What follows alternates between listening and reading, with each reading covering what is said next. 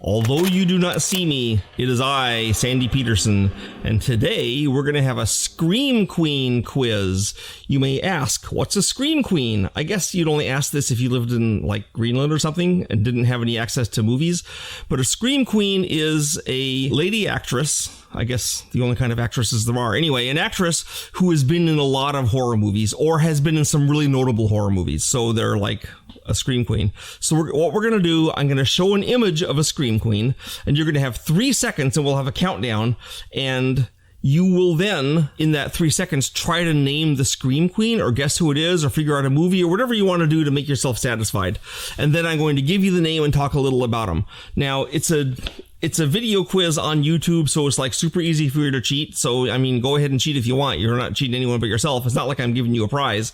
It's just for fun. So let's look at the Scream Queens that have changed our lives for the better. And here is our first slide. 3, 2, 1. And this is Ingrid Pitt. She has 2 very notable obvious attributes in this image. And of course, I am talking about her fangs, you pervert, showing that she's in a vampire movie. So she was in a bunch of Hammer vampire movies, and she's also in some mainstream movies like Where Eagles Dare. So she did a bunch of stuff. She's worth watching, and she's a great, I mean, you can see how great she is as a vampire. Who doesn't want to get bit by her? I know I do. Next slide. 3, 2, 1. It's not the world's greatest image because it's kind of zoomed in, but it is her in the movie The Curse of Frankenstein, where she plays Dr. Frankenstein's long-suffering fiancé because he actually is cheating on her before they're even married, because Dr. Frankenstein is a huge jerk in the Hammer Frankenstein movies, which is how he should probably be. She also came to America and was in a bunch of Roger Corman's period horror pieces based on Poe stories. So she's in Mask of the Red Death, The Premature Burial, The Raven, and so forth. So you get to see a lot of her in those, and she's always good. Plus she's a redhead, and I'm a sucker for redheads. So there it is. Next slide. 3, 2, 1. This is an American actress who got menaced by giant monsters a lot. She was menaced by the tarantula, by the black scorpion, by the giant claw, and I gotta say, she's well worth menacing, as you can see from the shot. So she was a fun actress who was able to somehow make you believe that there was a scorpion 50 feet long going over all the countryside. So that's not an easy trick. So well done, Miss Corday. Next slide. 3, 2, 1. You can probably tell because it's black and white, and just from the makeup and the hairdo, this is like an older film from the 30s or the 20s, and it is. This is Fay Wray. She is most famous for King Kong because she had the best set of lungs of all time, and I mean that literally. What a scream she could do. Really good. She went on to film other horrors like The Most Dangerous Game, the first version of it. I think that it's based on a story. I think H.G. Wells, where a guy has an island where he hunts people on. So she's in that. She gets hunted by the bad guy, and she went on to do the movie Dr. X. Oh yeah, Mystery of the Wax Museum, the first version of that. It's been redone like 4 times. But Dr. X is great because it has a whole institution of mad scientists. Plus, it was filmed in 32 before the Hays Code, so it has really neat stuff like cannibalism and prostitution. And okay, no, those things aren't cool or neat, but movies featuring them making the villains scarier are neat, and that's what we could do before the Hays Code. Also, Dr. X is directed by Michael Curtiz, who is one of the greatest directors of all time. He did Casablanca, among others. So she's cool. Next slide. 3, 2, 1. You probably know who this is. She should need no introduction. If you watch in horror movies, she's been in so many. Awesomely, unlike some Hollywood actors and actresses who kind of like deny horror and say, well, yeah, I was in a horror movie, but it was when I was young. I really prefer artsy movies or whatever. She loves horror. She loves horror movies. She throws herself into them. She's proud to be a Scream Queen. If you're still not sure who she is, Lynnea Quigley is the girl in Return of the Living Dead who says her worst fear is being eaten by a bunch of ugly old men. Then she does a nude dance in a cemetery, and then she's eaten by a bunch of ugly old men, zombies. So yeah, she's also in a ton of other movies. She did a humorous exercise video themed on horror movies, which I love. It's awesomely available on YouTube, so check that out. Next slide. Here we are, 3, 2, 1, and this is, of course, Barbara Crampton. She got famous for being in the first Stuart Gordon Lovecraft movies, Reanimator and From Beyond. She's also in the excellent modern ghost story, We Are Still Here, which I highly recommend, at least in part, not because it's a great ghost story, but Hollywood tends to ignore women over the age of 30 because it's a bunch of jerks live there, and she's 57, shocking, I know, but she does a great job in We Are Still Here. I especially am offended by that Hollywood attitude because I am extremely interested in a woman who's in her 60s. Anyway, in the last decade, Barbara Crampton has started showing up in actually quite a lot of horror movies. Her career is almost rejuvenated in the last 10 years, and none of the credit goes to Hollywood. It's us, the horror fans, because we wanted to see Barbara Crampton more because we love the old horror actors. So it's us, not Hollywood, and she's doing great. She also has a Twitter feed that I follow. So Barbara Crampton, next slide. 3, 2, 1. I've said in other videos I have a big crush on this lady, and this is Allison Hayes. She was the 50-foot woman in Attack of the 50-Foot Woman. She is the main girl in Zombies of Moratau. She's in The Crawling Hand, and she's one of the villains in The Hypnotic Eye. Sadly, she died young, but you can see she is well worth a peek. She was in a lot of these great movies, and she is hot. I mean, being hot isn't that important really in a movie because you can always get hot girls no matter what, or hot guys, I guess. But having a woman who is able to act as well is super critical, and she could do that too. Next slide. 3, 2, 1. This is none other than the first person to be named a Screen Queen. It's Barbara Steele. And I sigh because I love her. Now, she's not the first Scream Queen by the way we measure it, but she's the first person that was called a Scream Queen. And most people who study Scream Queens, like me, agree that she is the greatest Scream Queen of all time. Instead of going on and on about how amazing Barbara Steele was, I will say that you can discover her on your own. She played, one note though, she played evil villains and innocent victims equally skilled. In fact, in several of her movies, she plays 2 roles, one evil and one good, like in Black Sunday. So you get 2 Barbara Steeles for the price of one. Who doesn't want that? So yeah, she's great. Next slide. 3, 2, 1. This is Daria Nickelode, who is a really great Scream Queen, not just because she can act. And this is an image from the Giallo Deep Red, which is quite good, which she's prominent in, but she could write. And she wrote the script for the 70s Suspiria movie, which is one of my 10 favorite horror movies of all time. It's really scary.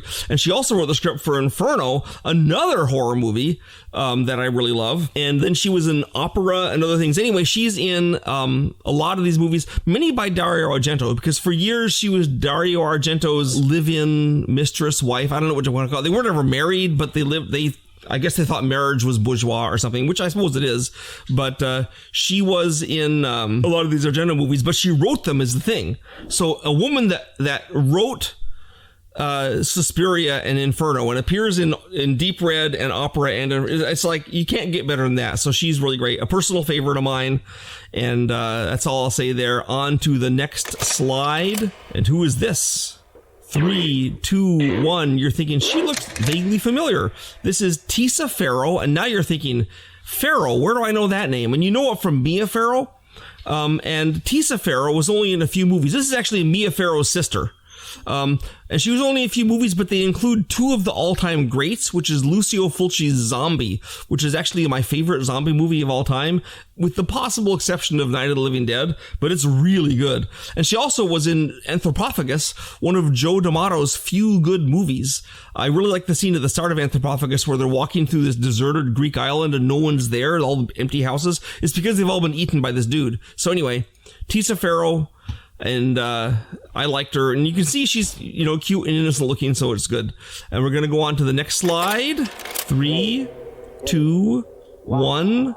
This is Katherine McCall, Tragically, because of, I assume, ineptitude on the part of the directors and producers, in some of her movies she is credited as Katherine McCall, but it's Catriona. But she was in the 3 greatest horror movies that Lucio Fulci did, and she really makes them better. She's in The Beyond, City of the Walking Dead, where there's a terrific scene where she's in a coffin as someone's trying to break into it with a pickaxe, and she's also in House by the Cemetery, where she meets a terrible fate. She meets a terrible fate in a lot of her movies. That's kind of the scream queen thing, but she's really good. She's cute. She seems to take charge. She doesn't sit there and scream. She is an active person making decisions and pushing forward the plot. So that's always a good thing for me. A lot of scream queens, not so much the ones in that I've had here because I don't care about that kind of thing, but there are a lot of them just like they just scream and they're menaced, and she's not that. So go Catriona McCall. Next slide.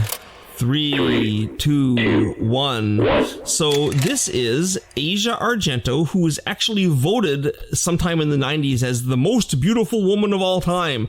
I'm not sure if she's the most beautiful woman of all time, but she's, pretty hot. Now, you notice she has the last name of Daria Argento. She is Dario Argento's daughter, but also she's Dario Argento's daughter by Daria Nickelode, who we mentioned earlier. So she's the daughter of 2 of the great horror icons of all time. So you'd think she has some chops, and she does. She's in lots of Argento's films, not Asia Argento's, but I guess they're her films too, but Dario Argento. And she also appears in a lot of other movies like XXX, the car chase movie, and things like that. So you'll see her around in a ton of horror movies. She embraces horror, and she's a good actress, and so she appears in things. I think the movie where she's the youngest, she's like 13 or something, and she's in a movie about severed heads. Oh well. Trauma, that's what it's called. Trauma by Daria Argento. So that's the youngest you can see her. Next slide. 3, 2, 1. You probably recognize her. She's all mainstream. This is Adrienne Barbeau. So she mostly got famous because she was married to John Carpenter, who did The Fog, Swamp Thing, Creep Show, Escape from New York. And she's in all those movies.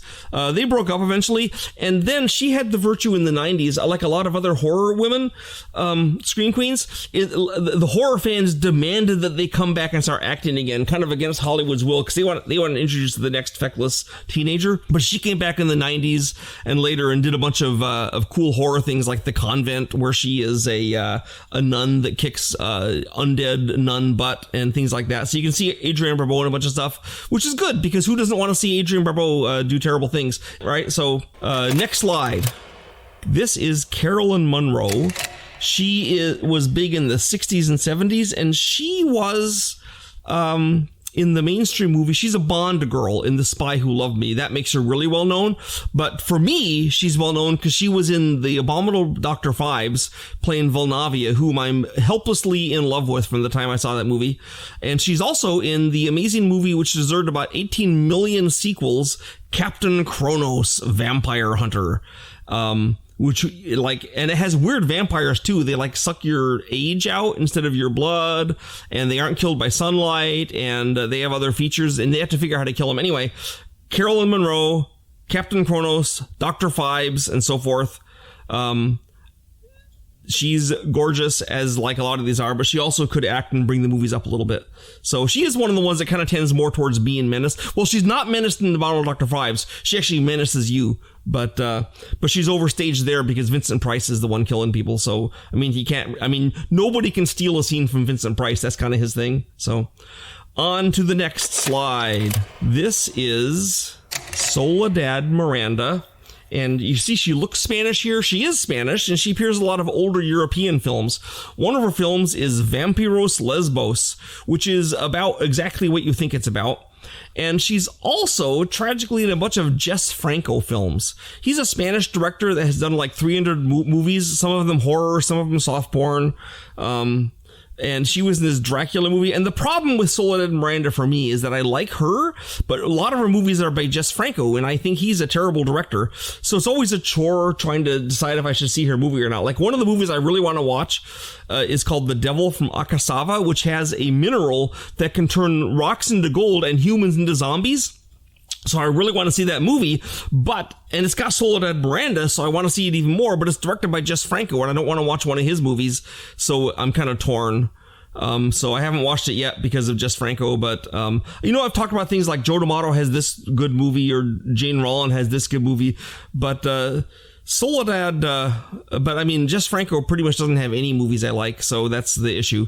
Anyway, she brings his movies up a little bit, so there's that.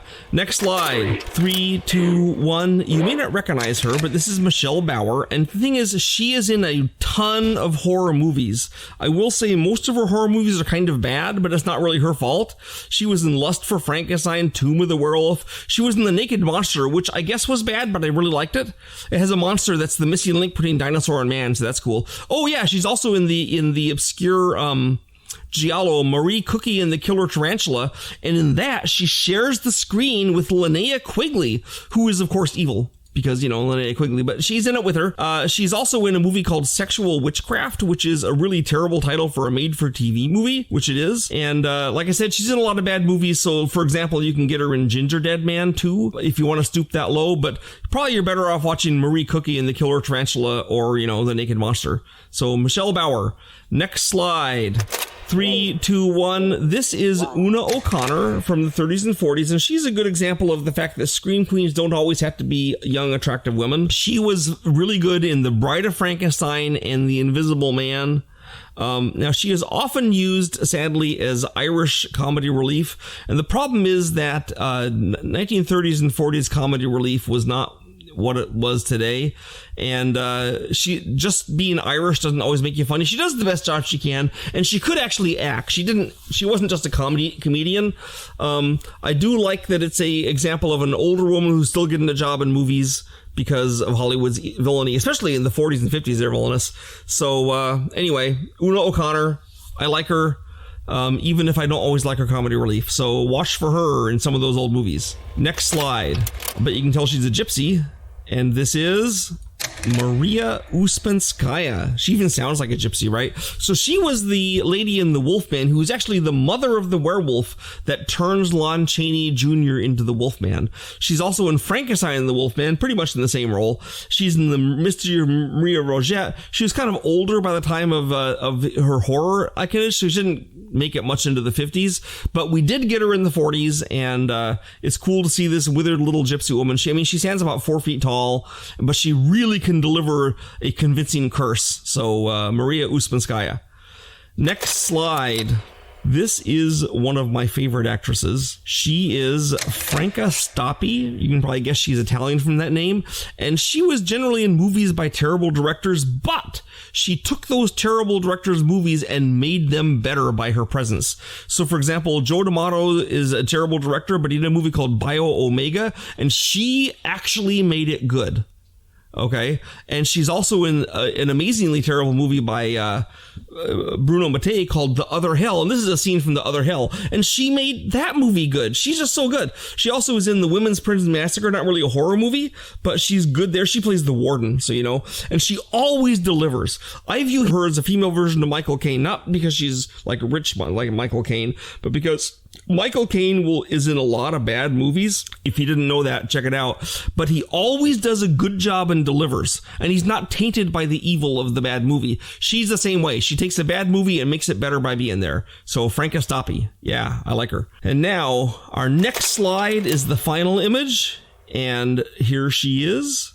This is Yvette Izan. Now, Yvette Izan did a bunch of movies that were kind of like softcore erotic movies, mostly by Bruno Mattei. She was in like a women's hell prison movie. And then Bruno Mattei liked her so much in the other movies he did that he put her in the movies Island of the Living Dead and Zombies the Beginning, two, zombified movies. And because he liked her, he didn't have her take off her clothes. She does them clothed. In other words, she was such a good actress, she got Bruno Mattei to take the high road. Now that's impressive. Now, after Zombies the Beginning, she kind of went out of circulation, and so she hasn't done any movies for like 14 years. So I'm really excited to hear that she's going to be in an upcoming movie, which is titled Hell of the Screaming Undead, which sounds like it was designed specifically to attract a target audience made of me. So I'm looking forward to that. Hope to see you soon, Yvette. Keep on shooting the zombies or whatever. That is not a gun. Is it a flamethrower maybe? Okay, I don't know. That's my Scream Queen poll. I hope you liked it. I hope you saw some women that you will now want to go and look up on IMDb or YouTube or Amazon Prime and check them out because they're worth checking out. I tried to have good ones. So enjoy yourself, and we will be signing off. Don't forget to like me. Don't forget to subscribe to me. And do not forget to buy my stuff, which is on sale at a petersengames.com website near you. Thanks.